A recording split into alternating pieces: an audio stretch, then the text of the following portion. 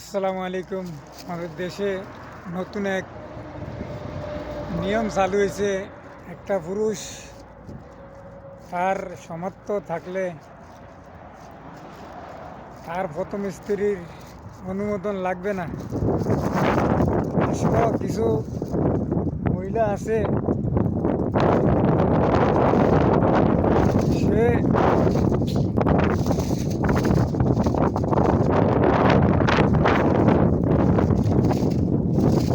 তার স্বামীর সামর্থ্য আছে বিয়ে করার, সে মহিলা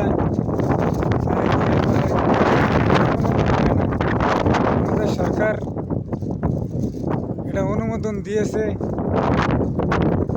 আমি যে পুরুষদেরকে বলতেছি, আপনাদের যদি সামর্থ্য থাকে হয় আপনারা বিয়ে করবেন, আর যদি আপনাদের সামর্থ্য না থাকে আপনারা একাধিক বিয়ে করবেন না, একজন নিয়ে যথেষ্ট থাকবেন। আর আপনি একাধিক যদি বিয়ে করেন, আপনি দেখেন তারে, সেই মহিলাটারে আপনি বিয়ে করলেন একাধিকবার, বিয়ে করে আপনি ছেলে দিলেন, মেয়ে দিলেন, সন্তান জন্ম দিলেন। আসলে একটা জিনিস কি হিসাব করে দেখবেন, আপনি যদি সেই ছেলে মেয়েদেরকে রাইখা দিতে না আরেকটা বিয়ে করেন, আপনার সামর্থ্য থাকিয়ে থাকলে আপনি বিয়ে করেন। আর যদি সামর্থ্য না থাকে তো আপনি এটার থেকে বিরত থাকবেন, এটার ফল আপনি নিয়েন না। আপনার যদি সম্পদ থাকিয়ে থাকে আপনি বিয়ে করেন ভাইয়া, আর যদি সম্পদ না থাকে ওই মহিলাটাকে কষ্ট দেন না। ওই মহিলার আপনার যে বাচ্চা হবে, এই বাচ্চাকে অশান্তিতে ফেলেন না। এটি আপনাদের কাছে অনুরোধ। আপনার যদি সামর্থ্য থেকে থাকে তবে আপনি একাধিক বিয়ে করেন, নাহলে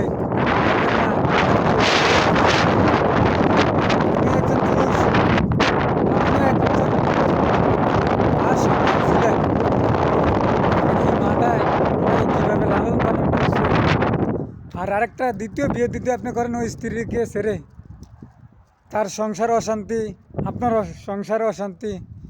এটি আপনাকে বলি, আপনি এটার থেকে বিরত থাকবেন, একাধিক বিয়ে আপনারা করবেন না। বুঝতে পারছেন?